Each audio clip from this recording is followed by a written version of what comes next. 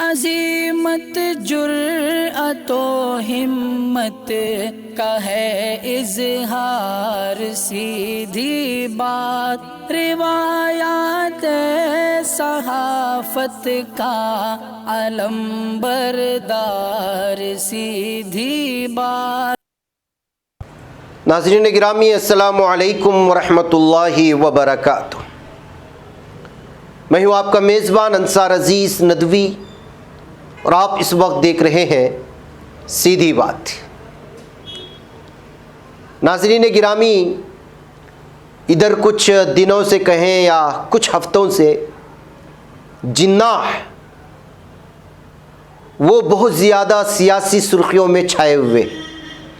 सियासी सुर्खी में इसलिए कहता हूँ कि जब कभी भी इलेक्शंस आते हैं उस मौके पर जो है ये नाम उभर करके आता है और भारत में अक्सर जो इंतखाबी रैलियाँ होती हैं, जुलूस होते हैं, उसमें जो है ये नाम बहुत बड़े पैमाने पर लेने की कोशिशें होती हैं और ख़ास मकसद से। इसलिए इस सिलसिले में सोच रहा था कि कुछ तफसीलात इकट्ठा करके आप लोगों के सामने पेश करूं। तो दौरान मुताला कृष्ण प्रताप सिंह का एक मजमून मिला जिसमें उन्होंने बीजेपी पार्टी की मोहब्बत कहें या दोस्ती कहें या जिन्नाह को लेकर के जो दोगलापन है, खाने की कुछ और दांत दिखाने की कुछ और दांत को अलग अलग अंदाज में तारीख़ी हवालों से बयां करने की कोशिश की है। मजमून अच्छा लगा तो सोचा कि उसकी तफसीलात आप लोगों की भी सामने आए ताकि हम ज़मीनी हक़ाइक़ से वाकिफ़ हो सकें। उन्होंने लिखा है कि जब आप ये सुतूर पढ़ रहे हैं तब 31 अक्टूबर यानी सरदार वल्लभ भाई पटेल की 146वीं सालगिरह को 10 दिनों से ज़्यादा का वक्त गुजर गया है, लेकिन भारतीय जनता पार्टी को अभी भी ये बात परेशान करती आ रही है कि मज़कूरा मौके पर हरदोई में सरदार की याद में मुनक़िदा एक तकरीब में उसके हरीफ समाजवादी पार्टी के सुप्रीमो अखिलेश यादव ने पाकिस्तान के बानी व मुस्लिम लीग के रहनुमा मोहम्मद अली जिन्ना को बाबाए कौम महात्मा गांधी, सरदार वल्लभ भाई पटेल और पंडित जवाहरलाल नेहरू की सफ़ में खड़ा कर दिया है। यूँ अखिलेश ने सिर्फ एक तारीख़ी हकीकत की याद दिलाई थी, ये कि महात्मा गांधी, सरदार पटेल, जवाहरलाल नेहरू और जिन्ना ने लंदन वाक़ एक ही इंस्टीट्यूट से बैरिस्ट्री की पढ़ाई की थी, वकालत की थी और आज़ादी की लड़ाई में कभी किसी जद्दोजहद से पीछे नहीं हटे। ये कहीं से भी जिन्ना की कसीदा खानी नहीं थी, यानी कि तारीफ़ नहीं थी, जिसका इल्ज़ाम लगाकर बीजेपी लीडर अभी तक मान करते आ रहे हैं कि अखिलेश को इसके लिए माफ़ी मांगनी चाहिए। उनमें से एक ने तो अखिलेश को ये मशवरा भी दे डाला कि उन्हें अपना नाम बदलकर अखिलेश अली जिन्ना कर लेना चाहिए। ये लीडर ऐसा नहीं कर पाते। अगर उन्हें या उनकी पार्टी को अपने गिरेबान में झांकने की ज़रा भी आदत होती, क्योंकि अगर जिन्ना की जो कम अज़ कम 1937 तक मुल्क की मुश्तरिका जद्दोजहद आज़ादी का हिस्सा थे, तारीफ़ करना जुर्म है, तो हमारे माज़ी करीब में बीजेपी के कई बड़े बड़े लीडर ये जुर्म कर चुके हैं। किसे नहीं मालूम कि 2005 में बीजेपी के उस वक्त के सदर और आज के मार्गदर्शक लाल कृष्ण आडवाणी को अपनी इमेज बदलने की ज़रूरत महसूस हुई तो उन्होंने अपने पाकिस्तान दौरे के दौरान जिन्ना के मज़ार पर जाकर उनको सेकुलर होने का सनद दे आए थे। इतना ही नहीं, सरोजिनी नायडू के लफ्ज़ उधार लेकर उन्हें हिंदू मुस्लिम एकता का सफ़ीर भी बता दिया था। बिलाशुबा इन सब को लेकर आडवाणी न सिर्फ हिंदुस्तान में अपनी जमात के लोगों के निशाने पर आ गए थे, बल्कि पाकिस्तानी शिद्दत पसंदों की नुक्ताचीनी के शिकार भी हुए थे। उन्हें भारतीय जनता पार्टी के सदर के ओहदे से इस्तीफ़ा देने को मजबूर होना पड़ा था, ये बात अलग है। फिर भी बीजेपी रहनुमाओं के जरिए जिन्ना की तारीफ का सिलसिला टूटा नहीं था।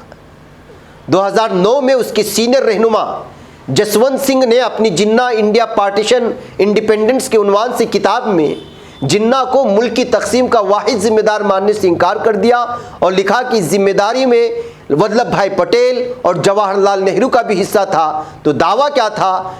तो दावा किया गया था कि जो कुछ भी लिखा है गहरे मुताले की बुनियाद पर लिखा है और जिन्हें लगता है कि उन्होंने जिन्ना की तारीफ़ की है उन्हें उनकी पूरी किताब पढ़नी चाहिए। लेकिन बीजेपी ने उसको जसवंत सिंह का जुर्म ही माना था और इससे पहले ऐसे ही जुर्म को लेकर अडवाणी से किए गए सुलूक के तनाजुर में उनको पार्टी से ही निकाल दिया था। लेकिन अपने रहनुमाओं के जरिए जिन्ना की तारीफ करने की रिवायत को और मालामाल होने से नहीं रोक पाई।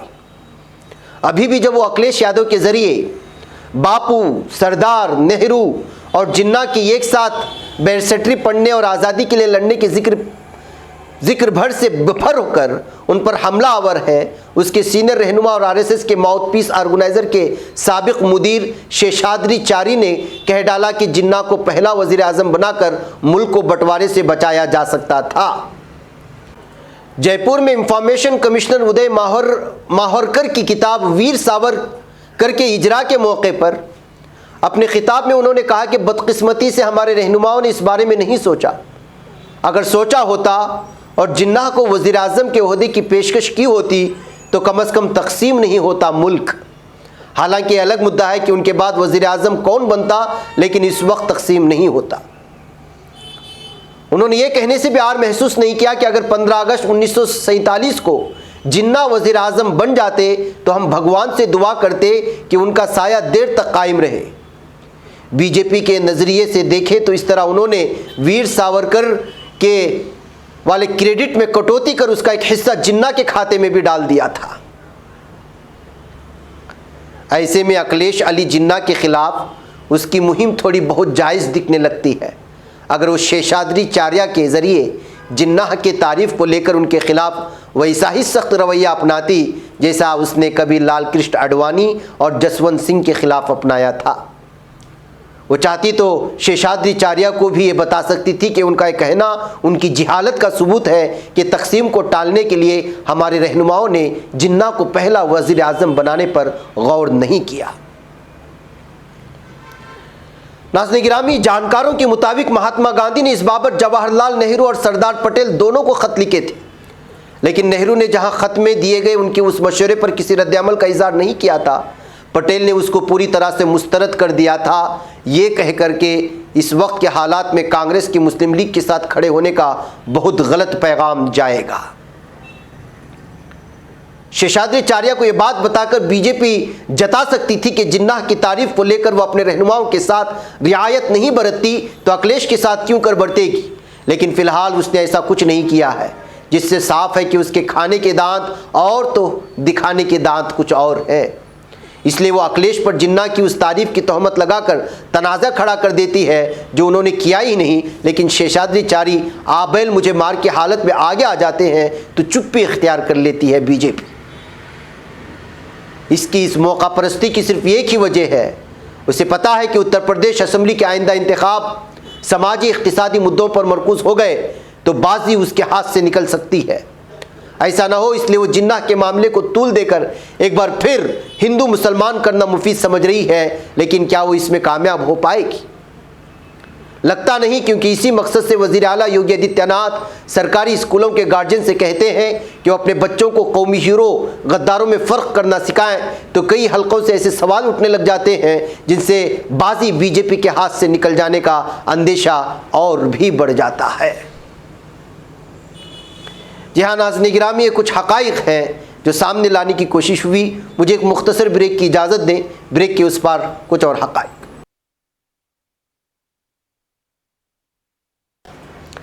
नाज़रीन गिरामी, इस्तक़बाल है सीधी बात की अनोखी महफिल में।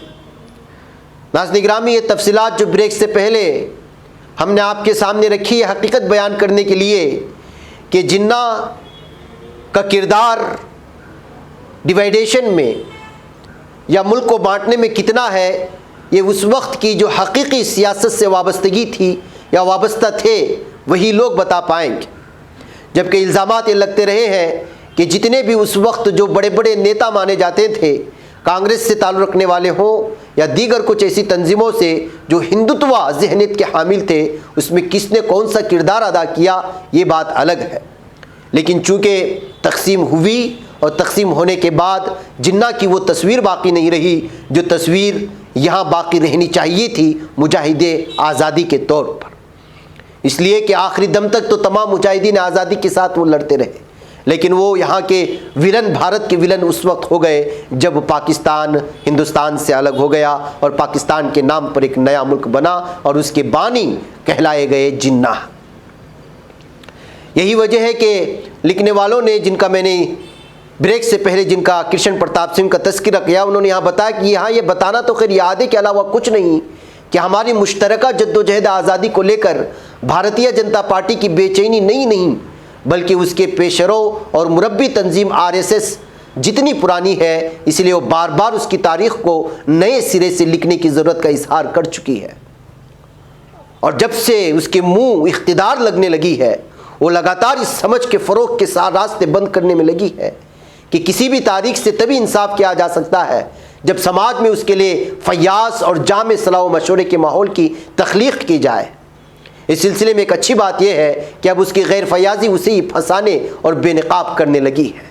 यानी वो कोशिश करते हैं कि तारीख़ को बदला जाए, वो कोशिश करते हैं कि मुजाहिदीन आज़ादी के सफ़ों में अपने कुछ लोगों को भी शामिल किया जाए और उनकी उस हक़ाइक़ को मस्क करके नई थ्योरी लिखी जाए या नई कहानी और दास्तां सुनाई जाए, लेकिन वो कामयाब नहीं हो रहे हैं, इसलिए कि अभी भी भारत की तारीख़ में या जो इस वक्त भारत में कुछ लोग मौजूद हैं तारीख़दान की सूरत हाल में, वो लोग जानते हैं कि हकीकत में जंग आज़ादी की हकीकत क्या थी, वो दास्तां क्या थी, किसका खून बहा था इस चमन के लिए।